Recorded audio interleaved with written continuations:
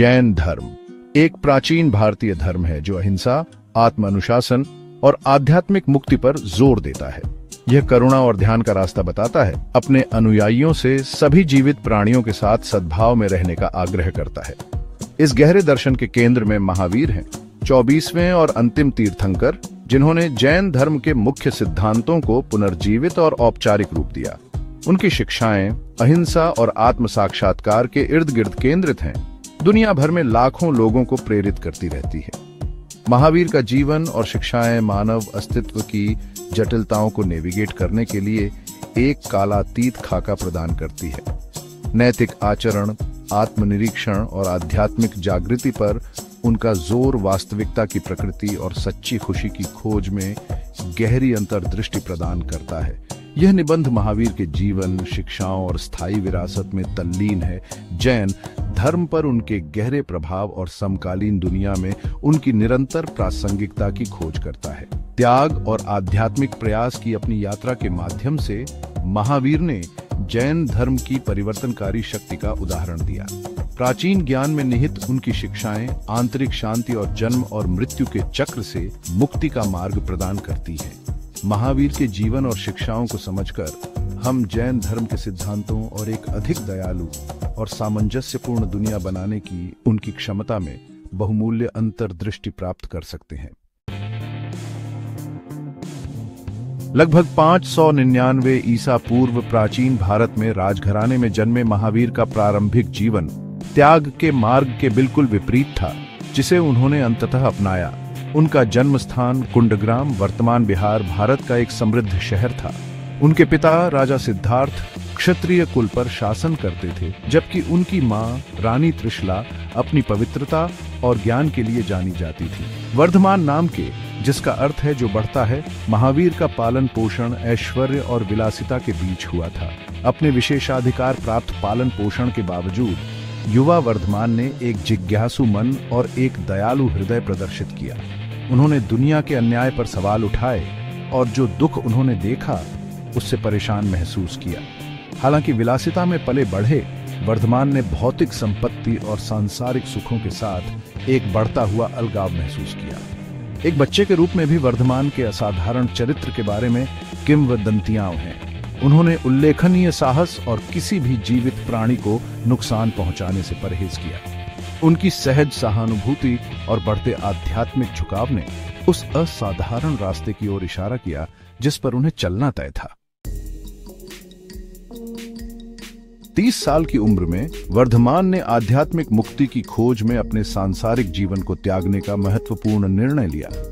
यह महत्वपूर्ण क्षण गहन आत्मनिरीक्षण और जन्म, मृत्यु और पुनर्जन्म के चक्र से मुक्त होने की गहरी इच्छा से चिह्नित था। जैन धर्म का एक मूल सिद्धांत, अपने राज्य, परिवार और संपत्ति को पीछे छोड़कर वर्धमान तपस्या की कठोर यात्रा पर निकल पड़े। उन्होंने भौतिक धन से अपने अलगाव के प्रतीक के रूप में अपने राजसी वस्त्रों को साधारण सफेद वस्त्रों से बदल दिया। अगले 12 वर्षों तक वर्धमान ने खुद को अत्यधिक तपस्या के अधीन किया। उन्होंने कठोर मौसम की स्थिति और शारीरिक परेशानी को सहते हुए घंटों ध्यान किया। आध्यात्मिक सत्य को खोजने की उनकी प्रतिबद्धता की कोई सीमा नहीं थी। उन्होंने पूर्ण अहिंसा का अभ्यास किया, यहाँ तक कि कीड़ों को भी नुकसान पहुंचाने से इनकार कर दिया। कठोर तपस्या के प्रति वर्धमान के समर्पण ने उन्हें मानवीय सहन शक्ति की सीमा तक पहुंचा दिया।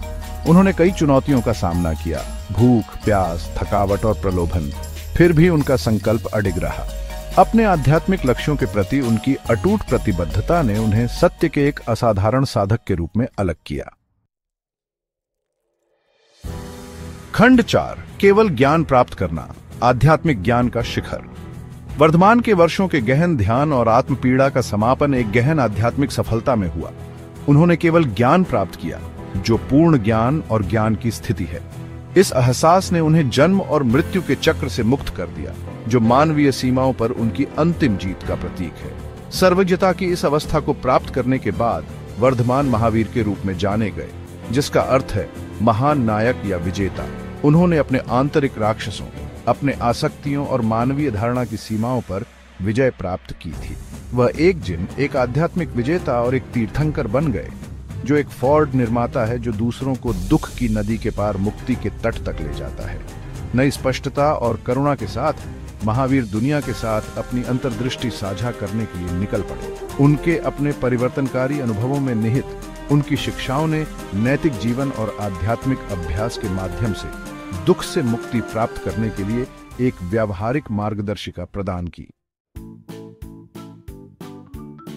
खंड 5 महाव्रत, सार्थक जीवन के लिए मार्गदर्शक सिद्धांत। महावीर की शिक्षाओं का केंद्र 5 व्रत थे, नैतिक सिद्धांत जिन्हें व्यक्तियों को अहिंसा, सच्चाई और आध्यात्मिक विकास के जीवन की ओर मार्गदर्शन करने के लिए डिजाइन किया गया था। ये व्रत, जिन्हें पंच महाव्रत के रूप में जाना जाता है, हैं 1. अहिंसा। अहिंसा सबसे महत्वपूर्ण व्रत। अहिंसा किसी भी जीवित प्राणी को शारीरिक या मौखिक रूप से नुकसान पहुंचाने से दूर रहने पर जोर देती है। 2. सत्य, सच्चाई। यह व्रत दयालुता के साथ सच बोलने और झूठ से बचने की वकालत करता है। 3. अस्तेय, चोरी न करना। अस्तेय दूसरों की संपत्ति के प्रति ईमानदारी और सम्मान पर जोर देता है, केवल वही लेना जो सही तरीके से दिया गया है। 4. ब्रह्मचर्य। ब्रह्मचर्य यह व्रत तपस्वियों के लिए ब्रह्मचर्य और गृहस्थों के लिए विवाह के भीतर निष्ठा को प्रोत्साहित करता है। 5. अपरिग्रह, अनासक्ति। अपरिग्रह भौतिक संपत्ति और सांसारिक इच्छाओं से अलगाव पर जोर देता है। ये 5 व्रत जब लगन से अभ्यास किए जाते हैं तो नैतिक जीवन और आध्यात्मिक प्रगति की नींव बनाते हैं। वे व्यक्तियों को जागरूकता, करुणा और सभी प्राणियों के प्रति जिम्मेदारी की भावना के साथ जीने के लिए प्रोत्साहित करते हैं। खंड 6 धर्म का प्रसार, महावीर की शिक्षाएं और उनका प्रभाव। अपने ज्ञानोदय के बाद महावीर ने अपना शेष जीवन अहिंसा, आत्म अनुशासन और आध्यात्मिक मुक्ति के अपने संदेश के प्रसार के लिए समर्पित कर दिया।